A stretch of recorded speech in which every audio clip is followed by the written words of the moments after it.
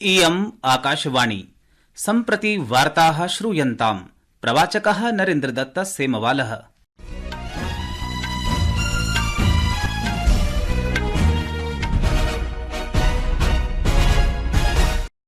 आदौ मुख्यवार्ताः। जम्मूकश्मीरस्य विधानसभा निर्वाचनस्य द्वितीयचरणस्य कृते प्रख्यापितया अधिसूचनया सह एव नामाङ्कनपत्राणां प्रस्तुतीकरणं समारब्धम्। गुजरातराज्ये जलप्लावनेन विनाशस्य अनन्तरं साहाय्योद्धारस्य कार्याणि द्रुतगत्या प्रचलन्ति। प्रधानमन्त्री नरेन्द्रमोदी मुख्यमन्त्रिणा भूपेन्द्र पटेलेन सह दूरभाषमाध्यमेन संवादं कृत्वा यथासम्भवं साहाय्यं कर्तुं वचनं दत्तवान्। जम्मूकश्मीरस्य अवैध प्रवेश विरुद्ध अभियानयोः 3 आतंकिनः मारिताः। विशाखापत्तनम गुप्तचर्या प्रकरणम् अधिकृत्य राष्ट्रिय अन्वेषण विभागः ह्यः सम्पूर्णे देशे अनेकेषु स्थानेषु अन्वेषणाभियानं प्राचलत्। अपि च सम्पूर्णे देशे अद्य क्रीडादिवसः आचर्यते। अथ वार्ताः विस्तरेण। भारतस्य निर्वाचन आयोगेन जम्मूकश्मीरस्य विधानसभा निर्वाचनस्य द्वितीयचरणस्य कृते अधिसूचना प्रख्यापिता अस्ति। अनेन सह एव नामाङ्कनपत्राणां प्रस्तुतीकरणं समारब्धम्। नामाङ्कनपत्राणां प्रस्तुतीकरणस्य अन्तिमतिथिः अग्रिममासस्य 5 दिनाङ्कः अस्ति। अग्रिमदिवसे च नामाङ्कनपत्राणां परीक्षणं भविष्यति। सितम्बर मासस्य 9 दिनाङ्कपर्यन्तं नामाङ्कनस्य प्रत्यावर्तनम् अनुमतम् अस्ति। अपि च सितम्बर मासस्य 25 दिनाङ्के मतदानं भविष्यति। अस्मिन् चरणे षण्मण्डलेषु 26 विधानसभाक्षेत्रेषु मतदानं भविष्यति।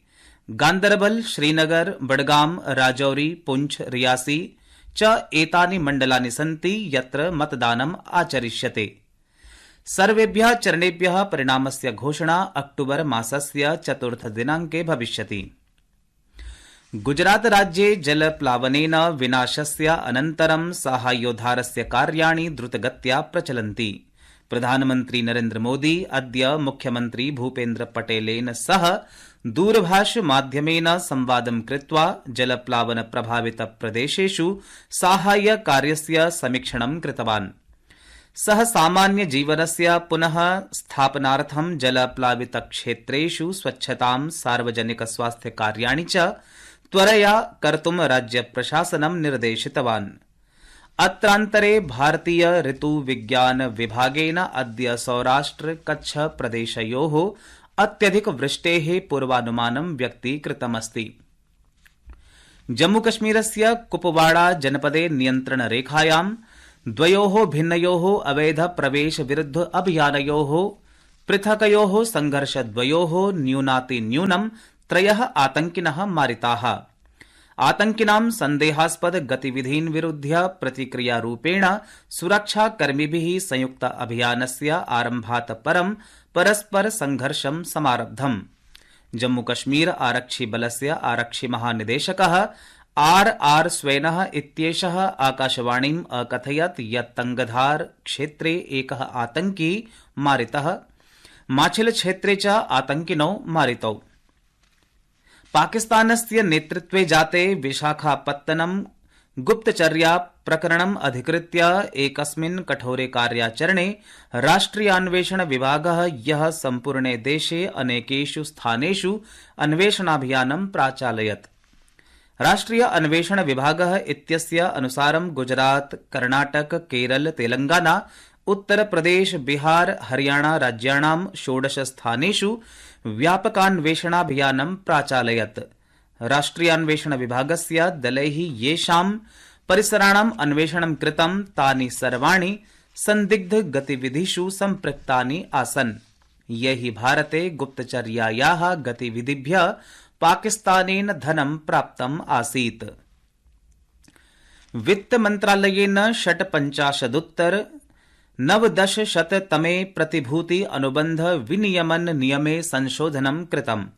येन सार्वजनिक भारतीय उद्योग संस्थानैः GIFT Indian financial system code इत्यस्य अन्ताराष्ट्रिय विनिमयन प्रकल्पे प्रतिभूतयः प्रत्यक्षरूपेण सूचीबद्धं कर्तुं सौविध्यं प्राप्यते।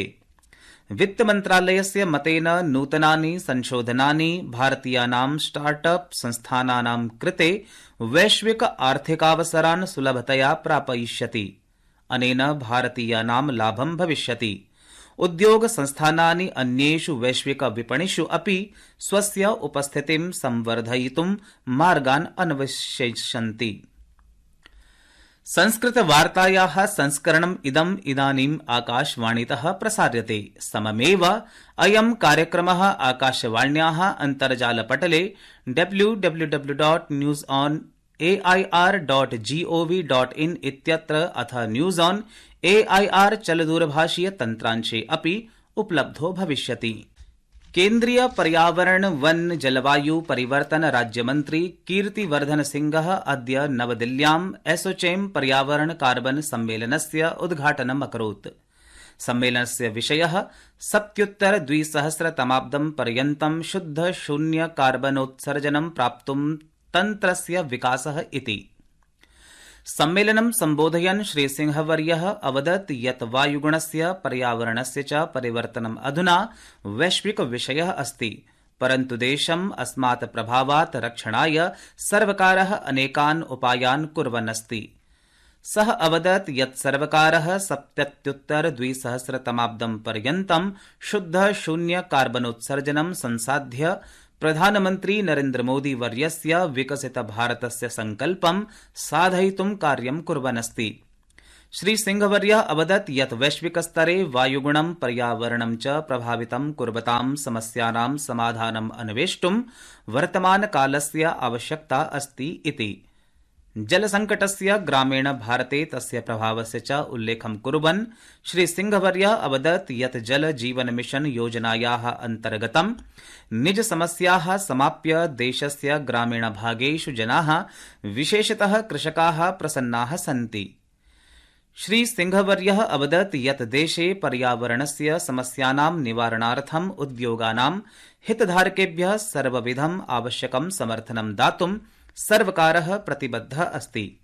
सः अवदत् यत् सम्मेलनस्य परिणामेन भविष्यस्य नीतयः निर्धारिताः भविष्यन्ति। अस्माकं संवाददातृणा संसूचितं यत् एकदिवसीये सम्मेलने सम्पूर्णदेशात् उद्योगानां शोधस्य पर्यावरण संघटनानां च प्रतिनिधयः भागं भजन्ति। अमेरिकायां लिस्टीरिया इत्यस्य प्रकोपात् 50तः अधिकाः रुग्णाः, नवसंख्याकाः जनाः च मृताः इति ज्ञायते।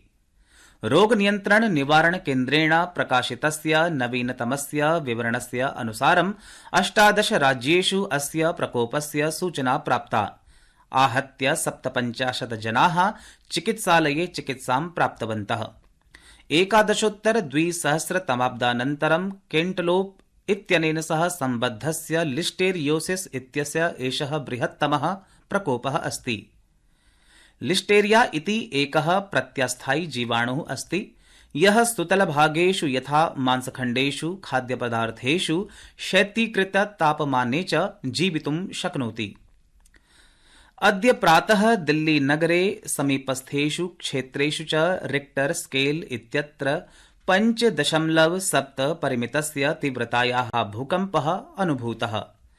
राष्ट्रिय भूकम्प विज्ञान केन्द्रम् इत्यस्य अनुसारेण भूकम्पस्य केन्द्रबिन्दुः अफगानिस्तान देशे आसीत्।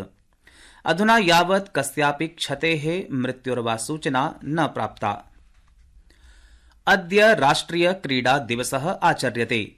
प्रसिद्धः हॉकी क्रीडकः मेजर ध्यानचन्दः इत्यस्य जन्म जयन्त्याः स्मरणावसरे प्रतिवर्षम् अगस्त मासस्य 29 दिनाङ्के अयं दिवसः आचर्यते।